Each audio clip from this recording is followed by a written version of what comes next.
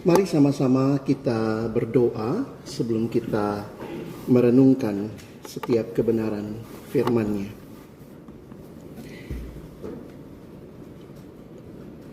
Kami datang dalam ucapan syukur di pagi hari ini. Terima kasih karena Tuhan baik dan Tuhan menyatakan kebaikan-Mu di dalam kehidupan kami, baik sebagai pribadi, keluarga, maupun juga sebagai komunitas pelayanan perkantas di Indonesia.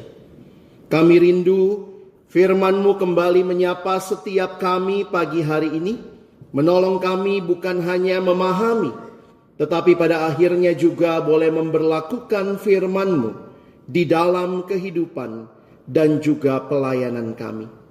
Berkati ketika sama-sama kami akan mendengarkan pemaparan firman-Mu, Tuhan yang menolong kami semua. Di dalam satu nama yang kudus, nama yang berkuasa, nama Tuhan kami Yesus Kristus, Sang Firman yang hidup, kami menyerahkan pemberitaan firman-Mu. Amin. Shalom. Selamat pagi Bapak Ibu, teman-teman sekalian. Bersyukur kepada Tuhan untuk pelayanan perkantas yang Tuhan pelihara hingga hari ini. Dan tema kita adalah A Legacy of Faith, Building Resilience Through the Word of God for Every Generation. Saya mulai dengan kutipan yang saya baca beberapa tahun yang lalu. We cannot always build the future for our youth, but we can build our youth for the future. Ini kutipan yang disampaikan oleh Franklin Roosevelt, Presiden Amerika ke-32. Apa yang disiapkan oleh Tuhan melalui Musa bagi bangsa Israel adalah menyiapkan sebuah generasi yang tangguh untuk menghadapi masa depan.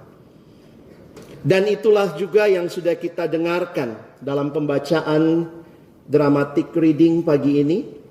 Ulangan pasal 6 ayat 1 sampai ayat yang ke-25.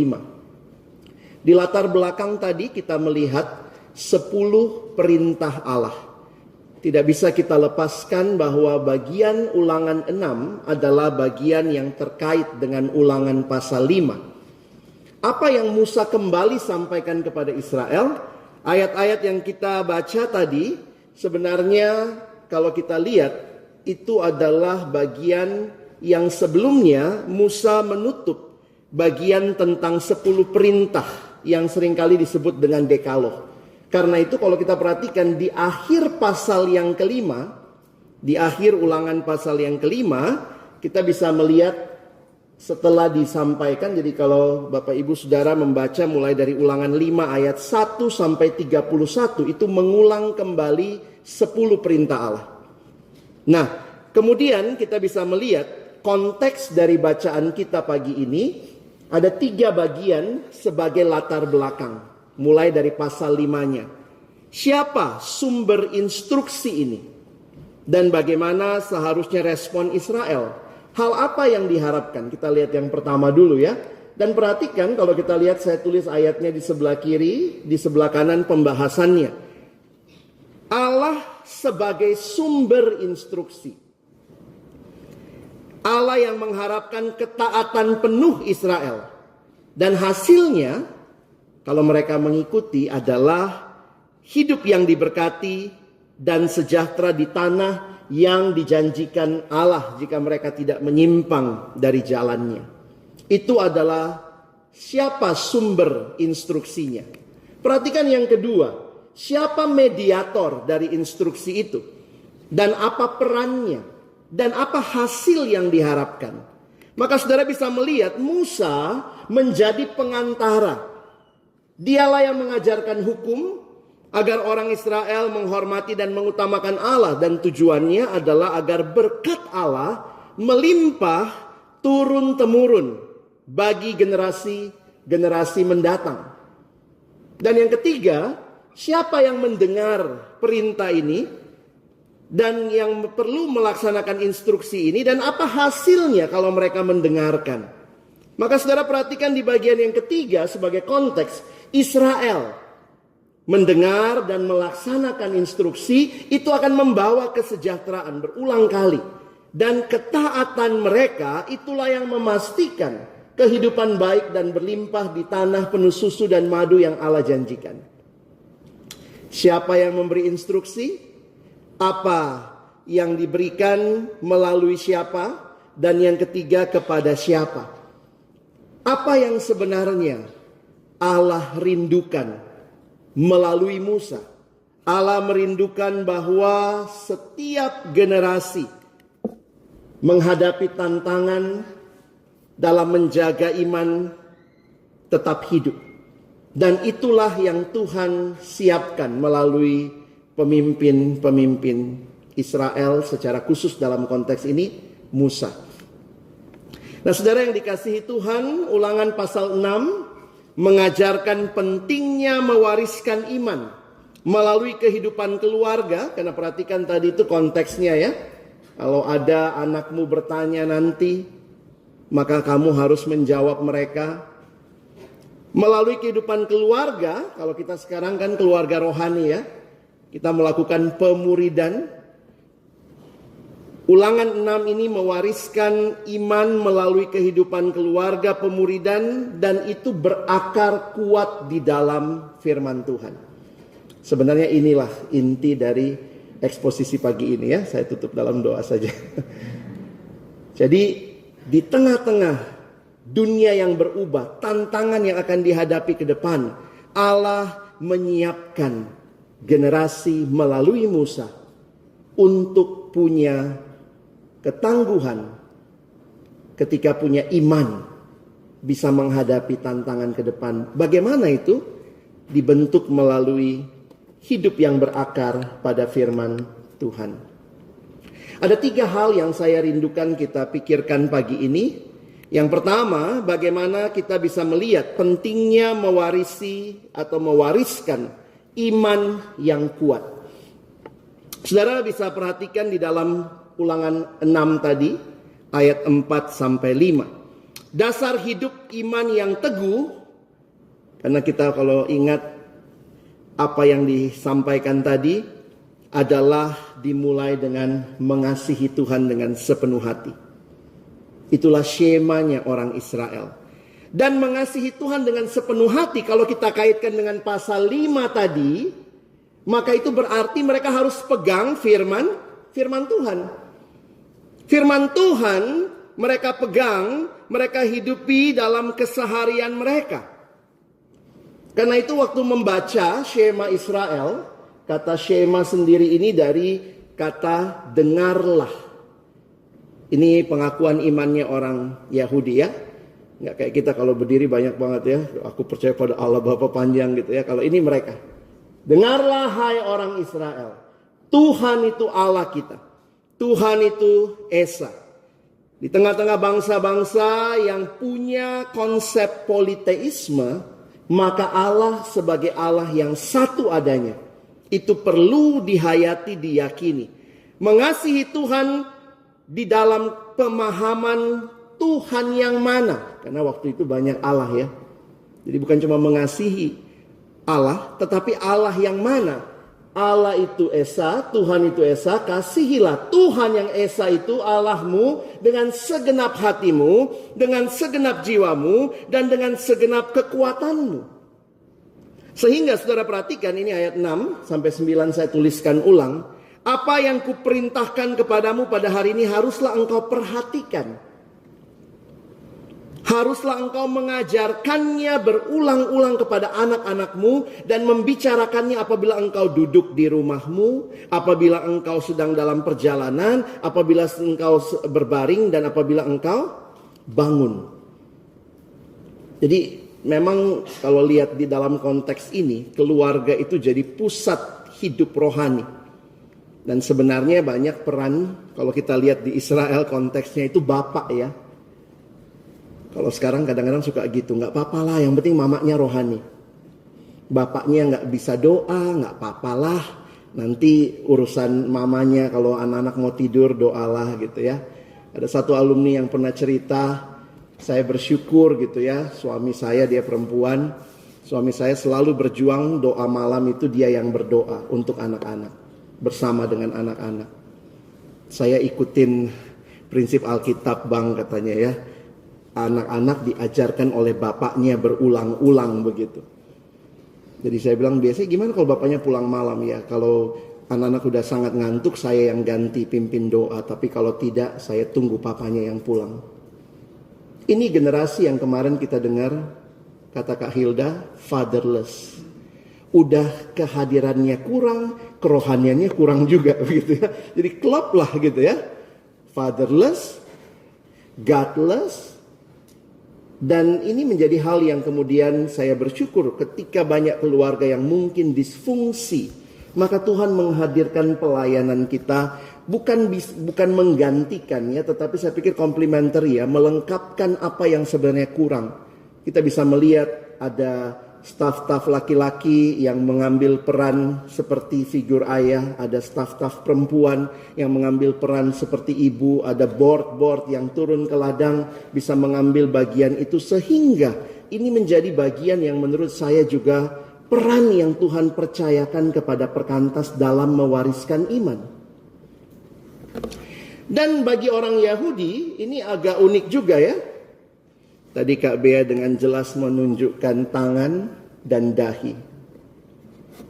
Haruslah engkau mengikatkannya sebagai tanda pada tanganmu. Haruslah engkau itu menjadi lambang di dahimu. Haruslah engkau menuliskannya pada tiang pintu rumahmu dan pada tiang pintu gerbangmu. Betapa pentingnya. Kenapa di tangan dekat ke hati? Kenapa di kepala menguasai pikiran? Dan bagi orang Yahudi sampai hari ini mereka masih mempraktekkan itu secara literal. Sehingga ada yang namanya filakteris. Di dalam filakteris itu mereka taruh di dahi kalau mau berdoa. Jadi bukan pakai sajadah gitu ya, bukan pakai sarung. Kalau mereka pakai filakteris, di dalam filakteris itu digulung, ada gulungan Ulangan pasal 6 ini. Kasihilah Tuhan Allahmu. Dan dia taruh di tangan. Tangan mana? Katanya tangan kanan kalau saya nggak salah ya. Nanti kita lihat ya. Ini kalau mereka berdoa sekarang. Seliteral itu. Taruhlah pada tangan kiri ya. Taruhlah karena dekat ke jantung ya. Dan ini kalau mereka berdoa tuh udah mulai pasang setting gitu ya.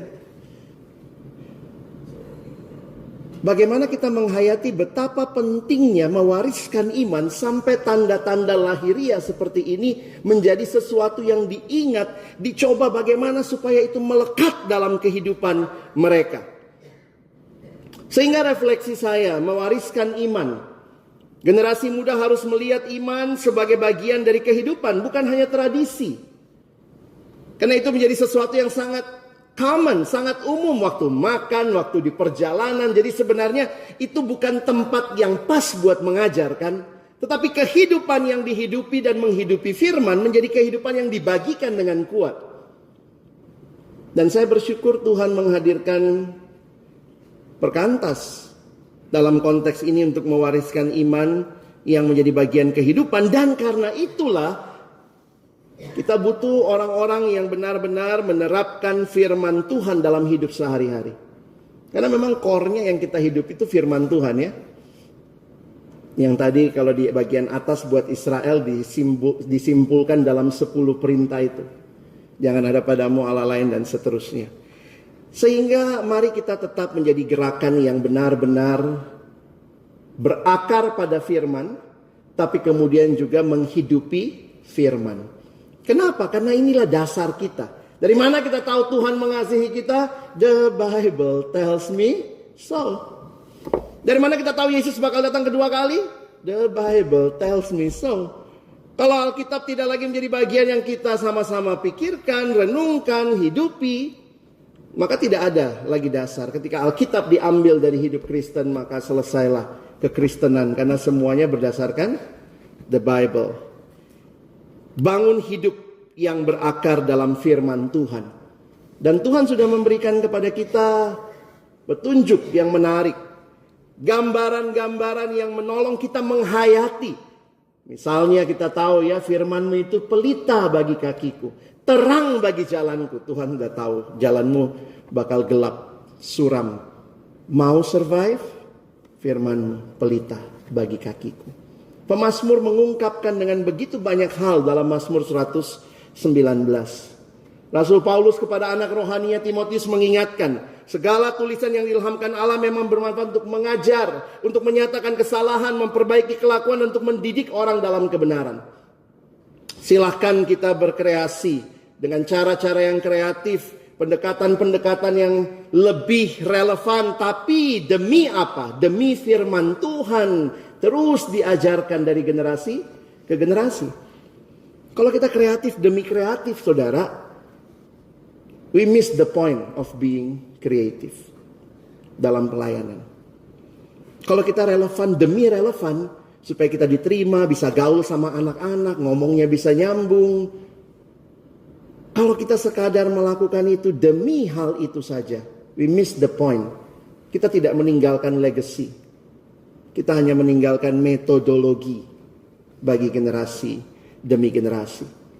Kenapa? Persoalannya sama ya. Saya senang bicara generasi ya. Tapi dalam perenungan yang saya pikirkan beberapa waktu yang lalu, generasi berubah terus ya.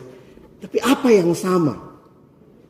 Yang sama mereka, kita semua adalah manusia berdosa. Mau Gen Z, Gen Y, kesannya kayak Gen Z itu yang paling berdosa sekarang ya. Kita lah yang paling kudus nih, generasi yang tuir-tuir gitu ya. Oh ini memang, aduh mereka tuh nggak ini. Tapi kita semua membutuhkan firman Tuhan. Makanya di pelayanan siswa, mahasiswa, alumni sama menunya di perkantas. Firman Tuhan. The Bible will keep you from sin. Or sin will keep you from the Bible. Ini kalimat dari D.L. Moody. Saya ingat banyak melayani kalau ke siswa gitu ya. Siswa kalau menjelang lulus itu tiba-tiba rohani saudara ya. Tiba-tiba gitu.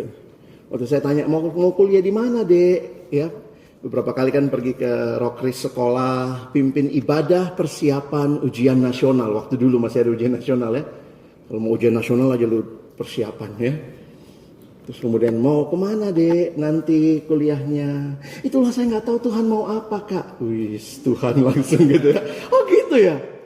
Hebat banget kau Tuhan banget gitu ya. Terus kemudian iya kak, saya nggak tahu Tuhan mau apa ini begini. Saya bilang kalau begitu kau rajin baca Alkitab. Wah itulah kak masalahnya. Ini lagi kelas 12 sibuk kak. Terus tanya Tuhan mau apa, tapi nggak pernah mendengarkan Tuhan. Dan juga banyak hidup yang saya ketemu setelah alumni. Maaf saya sebutkan dengan spesifik alumni. Karena begitu ya. Tahu-tahu masuk DMIG. Tuhan kira-kira mau apa dalam hidup saya ya kak? Nggak tahu. Hidupmu gitu ya. Terus bagaimana merelevankan. Tiba-tiba dia cerita misalnya. Abang tahu. Saya lagi hamil 8 bulan. Suami saya baru tahu. Dia pergi ke satu pulau. Dengan satu perempuan, mereka lagi di sana menikmati kebersamaan berdua. Saya dikasih tahu sama satu teman. Wih, kalau saya sih langsung pikiran saya, di mana kau dapat suamimu? Kau anak PMK kan? Suami macam apa? Kira-kira seperti itu ya? Iya, waktu punya cerita iya. Cuman karena terpaksa nikah aja, mamanya udah tua, daripada nggak nikah, siapapun yang lewat, yuk nikah yuk. Sehingga firman Tuhan tidak jadi pelita bagi kehidupan. Waktu menikah pun suaminya kalau ke gereja cuma antar sampai di luar gitu ya, karena tidak terlalu suka ke gereja. Iya ya, jadi gimana? Kita bilang Tuhan mau apa, tapi kalau firman Tuhan tidak jadi dasar, dan saya pikir ini yang perlu kita terus ajarkan dari generasi ke generasi. Saya bilang sama anak siswa itu ya, saya ada satu kutipan buat kamu deh. Kutipannya ini ya, don't say God is silent when your Bible closed. Tuhan nggak bicara apa-apa, ya Alkitabmu tertutup. Dan buat kita yang rajin baca Alkitab pun ada warning buat kita. Kita baca Alkitab untuk apa? Supaya kelihatan rohani, kelihatan tetap baik dalam pelayanan, saat teduh kita lancar. Tapi mari kita lakukan itu sebagai sebuah kerinduan daripada sekadar sebuah kewajiban. The Bible was not given for our information, but for our transformation. Kita nggak baca Alkitab, staf perkantas untuk CCA kan, cerdas cermat Alkitab. Walaupun orang-orang di gereja-gereja udah takut ya kalau staf perkantas ikut cerdas cermat Alkitab. Karena kayaknya semua bisa dijawab, sampai bukan cuma ayatnya, halamannya juga dia tahu. Gitu ya. Kalau staf perkantas kayaknya begitu. Tapi itulah ya, Alkitab tidak dimaksudkan untuk sekedar menambah pengetahuan kita, tetapi untuk mengubah kehidupan. Pendeta John Stott berkata waktu dia membahas tentang Alkitab, we must allow the word of God to confront us. Kita harus mengizinkan firman Tuhan itu mengkonfrontasi hidup kita, mendistorsi hidup kita, keamanan kita, yang jangan-jangan kita sedang membangun keamanan di dalam hal yang salah. Mungkin itu uang, mungkin itu kepopularitasan. To undermine our complacency, kenyamanan kita, and to overthrow our patterns of thought and behavior.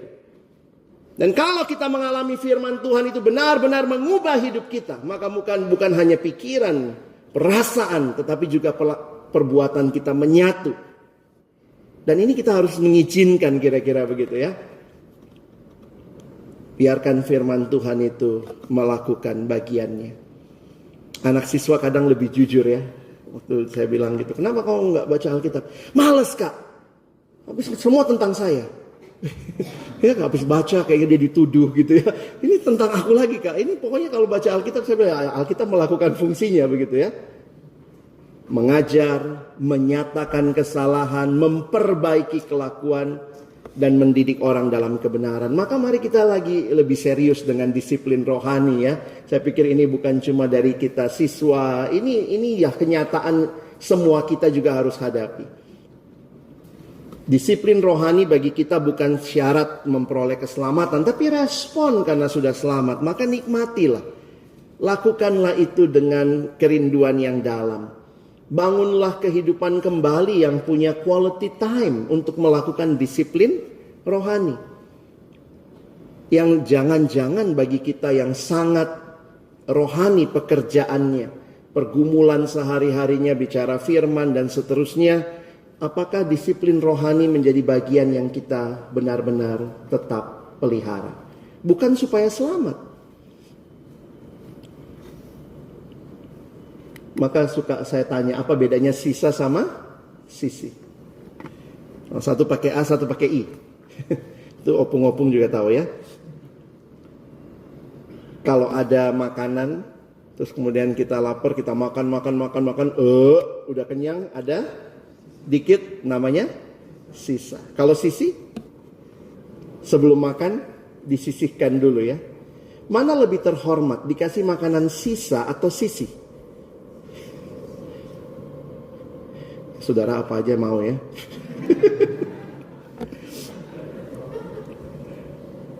Kita lebih terhormat rasanya dikasih makanan yang disisihkan lebih awal. Dalam realita kehidupan, bagaimana waktu-waktu terbaik kita? Apakah kita juga menyisihkan waktu untuk Tuhan, bukan sekadar menyisakan? Itu saya tanya sama siswa gitu ya. Waktu yang kau kasih sama Tuhan, sisa apa sisi? Ada satu anak jawab, sisa sih. Dia merangkum semuanya. Lebih jujur, saudara. Ya, kita bisa beralasan apapun tentu ya. Tapi secara prinsip manajemen, sebenarnya untuk hal yang penting, orang pasti rela menyisihkan waktu, tenaga, dan uang. Pekerjaan kita anggap penting. Bos suruh masuk jam 6, kita masuk. Kenapa? Penting, masuk di schedule kita. Saya ingat waktu dulu belajar saat teduh, disiplin rohani, pemimpin KTB saya suruh kami bikin tabel hari Senin ngapain, bikin jadwalnya Selasa ngapain. Kami setor sama dia. Dia bilang, wah bagus jadwalnya. Kok nggak masuk saat teduh? Hah, masukin ya bang. Kalau nggak masuk di jadwalmu, bisa jadi kau rasa nggak penting. Wah kami garislah paling atas saat teduh. Gitu ya. Kenapa? Itu penting karena itu masuk di dalam jadwal. Sehingga mungkin aplikasi praktis buat kita, to change your life, maybe you need to change your priorities. Apakah firman tetap menjadi hal penting buat hidup kita? di rumah, di perjalanan, di dalam keseharian. Bukan hanya kita ajarkan, tapi menyatu dengan hidup kita, berbuah di dalam keseharian kita. Yang kedua, pemuridan yang teguh. Kenapa saya langsung pakai kata pemuridan? Karena memang keluarga itulah pusat dari kehidupan pemuridan sebenarnya. Dan bagi kita di Perkantas, keluarga Perkantas, Tuhan juga hadirkan untuk menjadi bagian yang memperteguh pemuridan. Pemuridan harus menyiapkan setiap generasi untuk tetap setia pada Tuhan, meskipun menghadapi kenyamanan dan godaan dunia. Perhatikan apa yang disampaikan tadi. Tuhan tahu ke depan itu nggak selamanya tantangannya buruk. Kadang-kadang kita kalau ngomong tantangan langsung begitu ya. Oh, ke depan nanti begini. Tapi ada juga tantangan kenyamanan, saudara. Makanya dikasih tahu sama kita tadi ya. Dikasih tahu sama Richard tadi ya. Richard Musanya by the way tadi ya. Musa mengingatkan Israel, apabila Tuhan Allahmu telah membawa engkau masuk ke negeri yang dijanjikannya dengan sumpah pada nenek moyangmu, yakni Abraham, Ishak, Yakub, memberikannya kepadamu kota-kota yang besar dan baik. Asik banget, yang tidak kau dirikan, rumah-rumah penuh berisi berbagai barang baik yang tidak kau isi, sumur-sumur yang tidak kau gali, kebun-kebun anggur, kebun-kebun zaitun yang tidak kau tanami. Apabila engkau sudah makan dan menjadi kenyang, maka berhati-hatilah. Jadi kita tidak hanya menyiapkan pemuridan, kita tidak hanya menyiapkan anak-anak menghadapi tantangan-tantangan yang kayaknya buruk saja, tapi yang nyaman itu juga. Alumni-alumni kita kiranya bisa menyikapi kenyamanan dengan baik.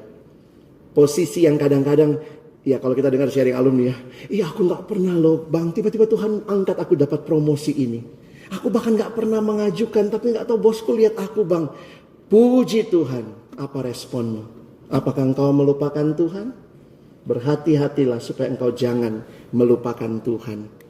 Ini bahaya kenyamanan, comfort zone. Memperingatkan tentang bahaya lupa kepada Tuhan saat hidup dalam kelimpahan. Tapi juga yang kedua tentunya selalu ada godaan. Ya, maka kalau saudara perhatikan, godaannya bagi Israel yang cuma punya satu Allah, hati-hati kamu ikut Allah lain. Pemuridan kita kiranya juga menyiapkan alumni-alumni untuk tidak menyembah Allah-Allah yang lain. Godaannya besar sekali. Kenyamanan kadang-kadang diikuti dengan penyembahan kepada ilah-ilah. Challenge-nya macam-macam ya. Kita hidup makin sekuler. Orang bilang ya kalau agama-agama itu di ruang pribadi lah. Itu bukan ruang publik. Mungkin di kantor, di pekerjaan saudara-saudara, para board, teman-teman ya mungkin begitu juga ya. Udah jangan ngomong iman lah, itu wilayah pribadi. Belum lagi nilai-nilai yang ya begitu ya. Nih semua nilai-nilai kita yang ada di sekitar kita maksud saya ya. Baik itu pragmatis, orang maunya pokoknya yang simple saja lalu kemudian jadinya tidak mendalam. Tapi juga akhirnya seolah-olah yang penting kalau kata Ibu Doroti dulu ini generasi empang yang maunya enak dan gampang. Benar juga. Konsumerisme. Siapa tamu penting di rumah kita sekarang? Paket. Gitu ya. Dimana orang begitu banyak membeli tanpa melihat kebutuhan, tapi hanya sekadar keinginan yang dipuaskan. Kalau nggak bisa bayar sekarang, bisa pay later. Seolah-olah boleh. Sehingga tidak sedikit, maaf saya harus katakan ini, tidak sedikit siswa, mahasiswa ataupun alumni yang terjerat dengan pinjaman-pinjaman online. Bahkan staf. Dan itu menghancurkan. Dan mungkin kita di Perkantas belum banyak bicara tentang hal itu. Rasanya semua orang rohani. Tapi saya sudah mendengar 2-3 cerita yang hancur hidupnya. Rajin baca Alkitab, staf. Tapi godaan, sehingga kita tetap butuh komunitas sebenarnya ya. Konsumerisme, hedonisme, materialisme yang dirasa begitu kuat sekarang, semua diukur dari materi. Coba kalau staf Perkantas gajinya 50 juta, mungkin orang tua kita semua masuk kau staf Perkantas, berjuang kau ke sana. Kenapa? Karena materi mungkin diukur itu keberhasilan gitu ya. Kalau ngomong gaji langsung ups. Remunerasi misalnya ya, digaji seperti CEO di company mana gitu ya. Jadi kadang-kadang waktu saya mikir-mikir kenapa orang tua kita misalnya tidak terlalu setuju kita di perkantas, selain memang karena kan jadi hamba Tuhan itu mulia kan ya. Tapi ya salah satunya adalah karena dunia mengukur kesuksesan dari gaji. Mobilnya baru ganti, oh itu dia baru beli rumah di sana, ini dia baru jadi staf perkantas. Ya, dijual kata Pak Sekjen ya. Ini saya baru jual ini, saya baru jual itu gitu ya. Tapi jangan-jangan tanpa sadar banyak alumni kita, banyak mahasiswa kita, banyak siswa kita juga yang ketika dibesarkan firman Tuhan tidak meresap dalam hidup sehingga ya sadar atau tidak nilai materi. Makanya saya suka bilang gitu ya, kadang-kadang yang membuat kita tidak rohani itu bahkan ikut, jadi udah dibina sekian lama tapi tetap ukuran suksesnya adalah punya apa? Berapa banyak yang kamu punya? Karena mungkin orang tua juga tanpa sadar ngajarin materialisme. Saya kadang tanya sama siswa, ada nggak orang tua kalian pulang sekolah kalian, kau pergi nak les matre? Ada? Pulang kau pergi les materialisme? Nggak ada. Tapi kenapa anak-anak bisa matre? Ya papa mamanya bisa jadi sumber utama. Waktu pergi arisan gitu ya. Kau lihat anaknya, tulangmu itu namanya sukses. Lihat mobilnya. Masuk tuh di anak-anak, oh bapakku itu lihat sukses kalau mobilnya, berarti lihat ada materinya. Jadi kitalah yang bertanggung jawab sebenarnya. Kalau sukses itu karena materi, yang paling sukses itu koruptor, saudara. Tapi sukses ini masalah firman Tuhan, masalah ketaatan, masalah karakter. Makanya dalam satu kesempatan saya diundang ke satu sekolah berikan briefing buat orang tua begitu ya. Bagus juga temanya. Skor atau karakter. Karena orang tua itu paling penting anak punya skor yang baik.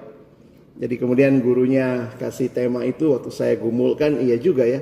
Saya bilang kalau bapak ibu pulang cuman tanya, berapa nilai matematikamu tadi nak? Bapak ibu cuman tanya tentang skor. Pertanyaan lebih lanjut bagi kita orang tua Kristen seharusnya. Berapa nilaimu tadi? 10 mah. Itu skornya. Kamu jujur nggak mengerjakannya tadi? Jujur mah. Itu karakter.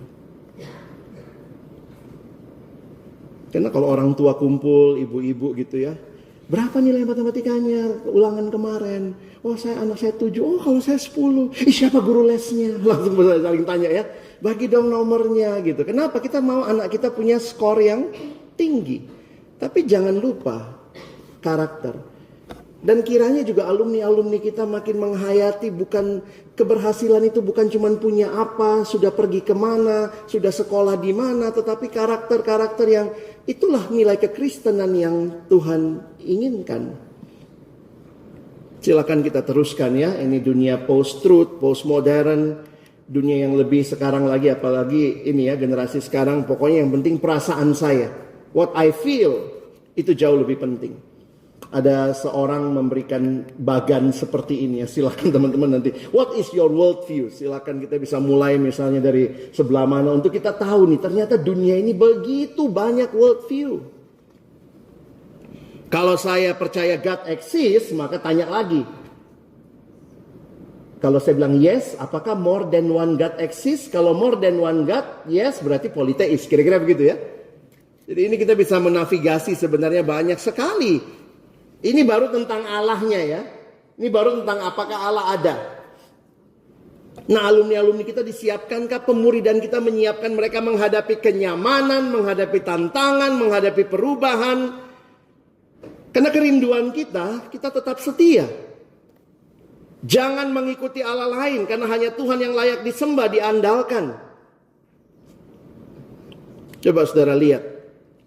Kenapa saya tuliskan ini? Karena saudara perhatikan, ternyata Allah melalui Musa menceritakan tentang masa lalu. Menarik ya.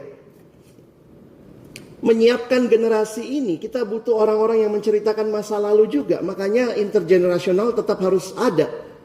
Di pelayanan perkantas itu seperti sebuah hal yang kita harus terima. Ada siswa-mahasiswa alumni. Ceritakan kepada mereka apa yang Allah lakukan kepadamu. Jangan kamu ulangi yang di masa Meriba, biasanya juga itu ya. Haruslah pegang ketetapan perintah yang diperintahkan kepadamu. Haruslah kau melakukan apa yang benar supaya baik keadaanmu dan seterusnya. Dan seterusnya. Maka kita bicara resilience. Kalau bahasa kemarin ketahanan, ketabahan, itu tema Word Assembly ya. Bagaimana pemuridan yang teguh?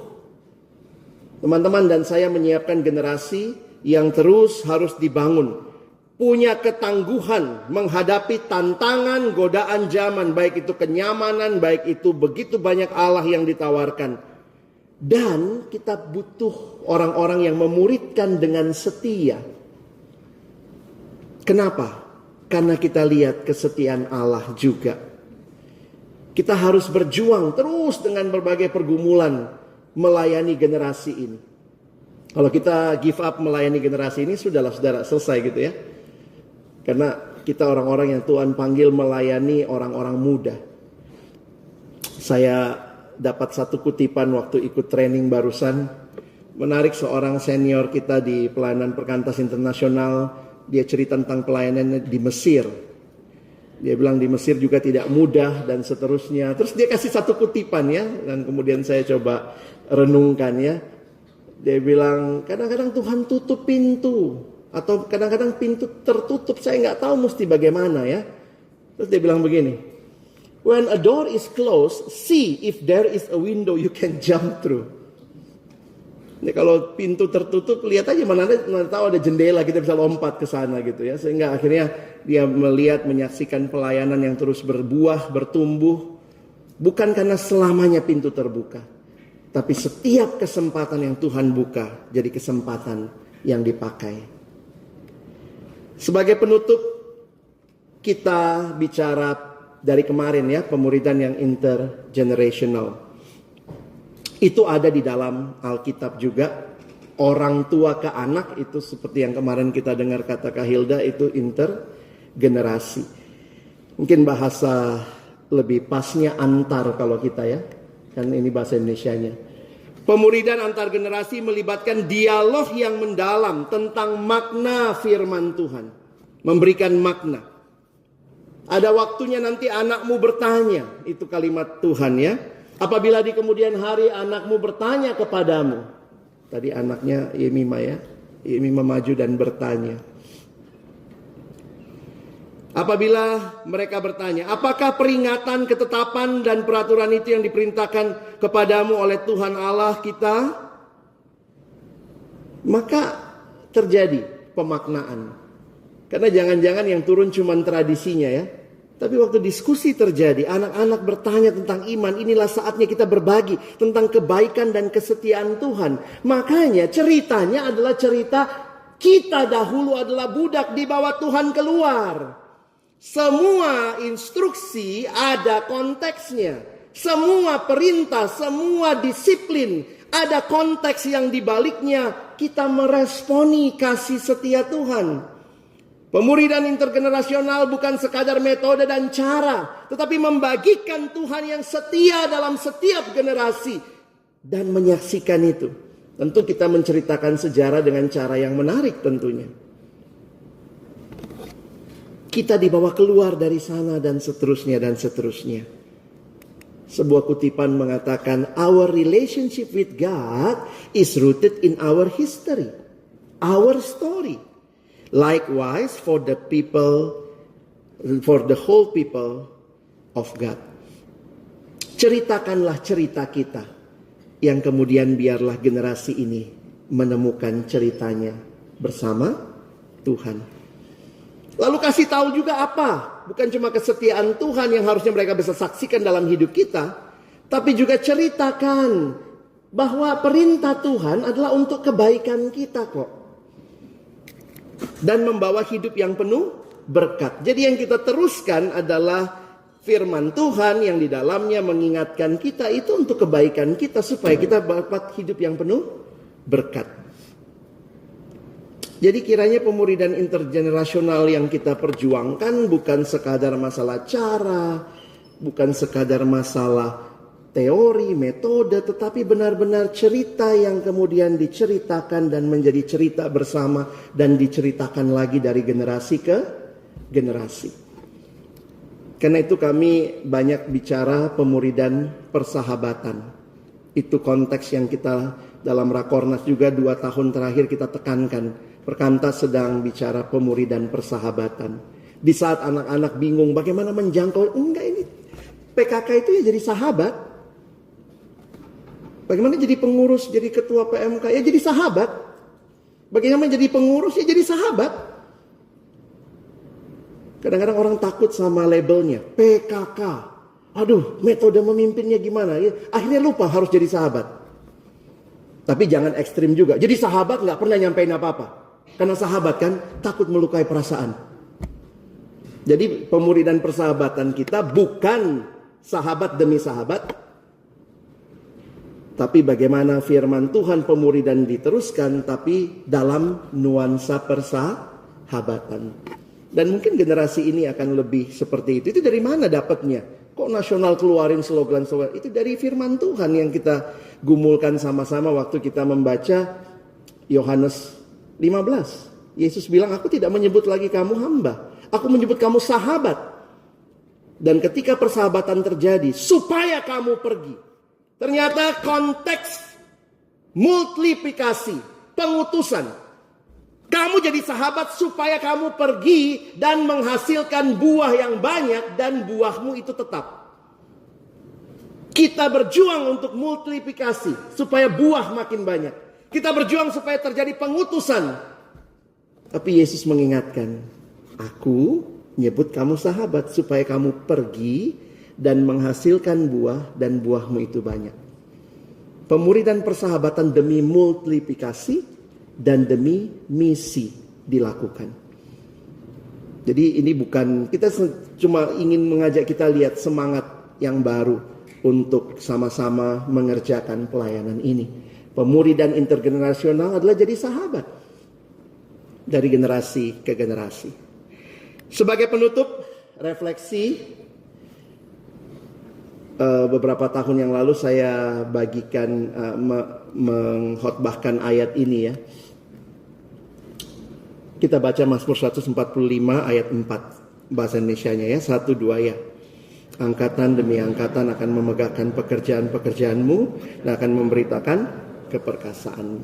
One generation shall commend your works to another and shall declare your mighty acts.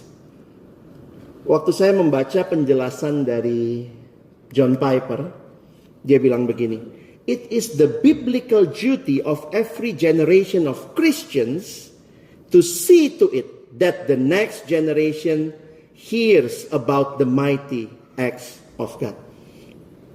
Ini sebuah tugas Alkitabiah. Memastikan setiap generasi mendengar pekerjaan Allah yang besar. Lalu yang menarik begini dia bilang ya. Untuk memastikan itu, Tuhan tidak turunkan Alkitab di setiap generasi. Menarik juga ya. Kalau enggak kan kita ada Alkitab Baby Boomer. Alkitab Gen Z. Makanya dia bilang begini. God does not drop a new Bible from heaven on every generation. Tetapi tujuannya adalah God intends that the older generation will teach the newer generation to read and think and trust and obey and rejoice. Wah, kalau generasi ke bawah ini tidak bisa kita jangkau, salahnya bukan di mereka, di kita loh. Karena itu tugas kita. Bagaimana mereka bisa menikmati itu dengan sukacita ya? Kalau ternyata pelayanan kita tidak memberikan mereka sukacita, ya sukacita itu bukan berarti nggak ada tantangan ya. Kalau kita hanya meneruskan metode, jangan-jangan itu menekan mereka, kurang bersukacita dia. Jadi kira-kira begini dia lanjutkan. It's true that God draws near personally to every generation of believer, but He does so through the biblical truth that they learn from the preceding generation. Anak sekarang kan bisa juga baca Alkitab sendiri ya. Tapi Alkitab itu akan hidup waktu mereka lihat, dihidupi, diteladankan dan diajarkan dari generasi sebelumnya. Makanya one generation shall praise your works to another and declare your mighty acts. Lalu dia ingatkan, ingat ya, tugas kita bukan cuma isi otak mereka. Kita ajarin Alkitab, PA sama kita, dia otaknya penuh anak sekarang dengan firman. Tapi dia katakan, what we want from the next generation is not just head full of right facts, but the words of God. We want head full of right facts, tetap ya otaknya, pikirannya, and hearts that burn with the fire of love for the God of those facts. Hati yang menyala-nyala kepada Allah yang memberikan fakta-fakta itu. Heart that will sell everything. Hati yang mau meninggalkan segalanya demi mengikuti Yesus, bahkan ke tempat yang paling sulit di dunia ini. Ini multiplikasi kita, menghasilkan orang-orang seperti ini. Dan ini tugas siapa? Tugas kita. Membawa Injil bagi setiap generasi. Ini bukan John Piper ya. Warisan terbaik bagi generasi muda adalah teladan yang baik dari generasi yang lebih tua. Kemarin kata Kak Astri, yang kadang harus lebih berjuang kita yang tua ya. Karena yang tua pernah muda, yang muda belum pernah tua. Betul?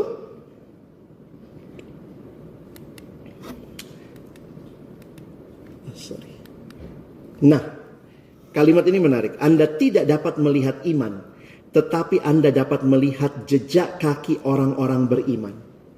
Kita harus meninggalkan jejak kaki orang beriman untuk diikuti orang lain.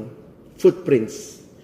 You cannot see faith, but you can see the footprints of the faithful. We must leave behind faithful footprints for others to follow. Gimana orang bisa lihat hidup kita? Paulus bilang kepada Timotius, kau telah mengikuti ajaranku, imanku, pendirianku, itu pemuridan. Close relationship that I will see your story. I will see your history. I will see the God of the story, the God of history. And I will live the life that will follow the same God. Jadi ini tugas-tugas kita, sudah banyak kita bicarakan kemarin. Generasinya juga tergantung tahun lahirnya katanya begitu ya. Kita udah mesti siap-siap, bukan cuma alfa, beta lagi begitu ya. Dan kadang-kadang pertanyaan kita begini, generasi mana yang terbaik? Hati-hati. Bahaya kesombongan merasa generasi kita yang terbaik. Ingat kita saling membutuhkan. Covid menolong beberapa hal buat kita ya. Yang tua nggak bisa nge-zoom, yang muda bisa begitu ya. Saling mengajar. Older generation have the wisdom. Generasi ini butuh itu. Younger generation have the passion, have the information. Bersyukur Perkantas menerbitkan buku-buku dalam kaitan ini. Jadi teman-teman, board, staff, coba baca buku-buku yang kita sudah perjuangkan untuk terbitkan. Baik buku lokal kita. Kemarin saya bicara Let's Go, silakan dicari. Itu lagi cetak ulang. Mohon maaf begitu ya, nanti itu menyimpulkan nilai-nilai yang penting untuk melayani generasi ini. Buku yang lebih awal kami terbitkan adalah bukunya Grant Skeldon. Ini kalau di kita susah ya, masih pakai tato dia. Dia pendeta milenial. Akhirnya tapi dia sangat dekat. Bukunya kita sudah cetak ulang. Generasi penuh hasrat. Semoga ada di luar ya. Jadi silakan dicari. Sekalian promosi buku ya. Kenapa buku ini penting dan kami perjuangkan untuk diterbitkan? Karena dia meresponinya dengan sangat baik menurut saya. Sangat cocok dengan spirit kita. Waktu melihat generasi yang berbeda, terus dia bilang ini bukan masalah generasi. Benar juga loh. Ini bukan masalah generasi. Karena habis ini kita bilang lagi yang masalah apa? Alpha. Nanti habis itu kita bilang yang masalah siapa lagi? Beta. Berarti selalu setiap generasi ada masalah. Berarti nggak pernah selesai dong. Dia bilang masalah utamanya ini. The church doesn't have a millennial problem. It has a discipleship problem. Siapapun generasi yang datang muridkan. Jangan bilang ini masalah lagi, ini anaknya kurang ini, kurang itu, muridkan. Nah, Perkantas melakukan itu ya, dalam konteks gereja. Jadi, dia bicara soal pemahaman yang lebih utuh tentang pemuridan, makanya saya senang bukunya dia. Di awal buku ini, di bagian awalnya, maaf di Indonesia kami lupa memasukkan ya, ada foto orang-orang ini, itu di buku aslinya. Siapa orang-orang ini? Dia bilang ini orang-orang yang memuridkan dia dari berbagai generasi. Kaget juga, dia dimuridkan sama Martin Luther. Jauh banget, tapi dia baca tulisan Martin Luther, dia baca sejarah hidupnya. Dia merasa dimuridkan oleh Martin Luther. Yang Kevin Batista ini pemimpin gerejanya yang menolong dia. Sehingga dia menyimpulkan tentang pemuridan, bagi saya ini menarik ya. Kalau mentorship itu come and meet with me. Seminggu sekali kita datang ketemu dengan kita, itu namanya mentorship kalau menurut dia. Dan kadang-kadang saya pikir kelompok kecil kita banyak yang kayak gini nih. Mentorship, datang ketemu, belajar bahan, selesai gitu ya. Tetapi banyak acara gereja, come and listen to me. Pembicara dari depan, orang ratusan begitu ya. Tapi menurut dia pemuridan pakai polanya Yesus, come and follow me. Dan itu saya lihat juga di dalam beberapa teman-teman alumni ya. Yang saya lihat langsung Kak Hilda ya. Buka rumahnya, buka hidupnya. Jadi discipleship itu ayo ikut aku, bukan cuma janjian minggu depan ya. Tapi kau bisa lihat hidupku, kau bisa lihat caraku mengambil keputusan, caraku melayani orang. Sehingga membuka diri lebih lagi. Dan gereja kata dia. Banyak gereja bikin pemuridan sekarang ya. Pemuridannya apa? Mungkin cuma mentorship. Kita di Perkantas kenapa lebih sedikit mirip discipleship ya, walaupun bagi saya belum seutuhnya juga. Kadang-kadang kita nggak tinggal bareng sama kakak kita ya. Yesus kan tinggal bareng ya. Kita kayaknya kalau tinggal bareng sama PKK tuh nightmare ya. Jangan sampai gitu ya. Jadi beberapa refleksi dia. Diam kamu kalau kau tidak memuridkan generasi ini. Banyak kita suka komplain. Anak sekarang begini, anak sekarang begini. Berapa anak kelompok kecilmu? Berapa yang kau muridkan? Dia bilang, if you are not discipling anyone, will you please refrain from criticizing the next generation? Kita nggak bisa berharap apa yang kita tidak invest, benar nggak? You cannot expect what you don't invest. It's pretty hard to grow up without grown up. Kita butuh orang tua. Anak muda butuh orang tua untuk dia bertumbuh. Dan ini soal listening sedikit dia bilang ya. Kadang-kadang kita ngomong millennial, Gen Z. Everyone is talking about millennials. But no one is listening to them. Sebagai kesimpulan pagi ini, mari kita berkomitmen menjadikan firman Tuhan tetap jadi pusat hidup pelayanan kita. Mari kita jadi teladan, meninggalkan the legacy of faith. Dan mari kita sama-sama membangun generasi yang kuat dalam iman. Tentunya lewat pemuridan yang Tuhan percayakan di pelayanan Perkantas. Yang pada akhirnya nanti juga kiranya membawa pengaruh besar bagi dunia. Itulah visi yang kita rindukan.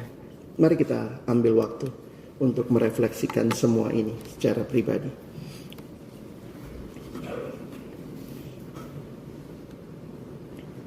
Mari kita ambil waktu berdoa, meresponi apapun yang Tuhan ingatkan bagi kita pagi ini. The legacy of faith. Dan mari berdoa agar kiranya pelayanan Perkantas, yang artinya setiap kita, Tuhan pakai bagi kemuliaannya, membangun generasi yang akan siap menghadapi berbagai tantangan godaan ke depan. Kenyamanan, begitu banyak ilah, tapi punya hidup yang berakar di dalam firman. Mari kita ambil waktu berdoa, meresponi firman.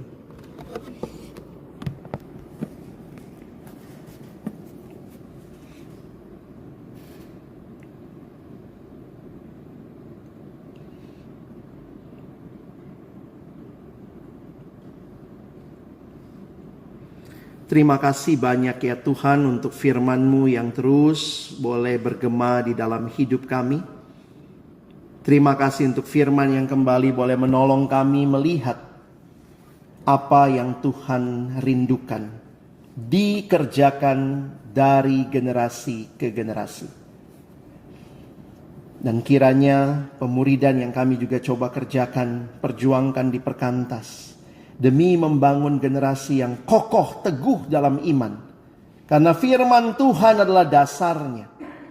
Jadi pemuridan yang terus berkembang, terus Tuhan berkati, terus mencari cara-cara yang terbaik bisa melayani generasi ini dengan lebih maksimal.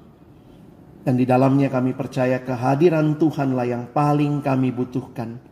Termasuk ketika kami merumuskan berbagai aturan-aturan yang akan menolong pemuridan dikerjakan dengan lebih baik di Perkantas demi mencapai visi misi Perkantas. Diskusi-diskusi kami yang terlihat begitu teknis, begitu bersifat hukum dan aturan.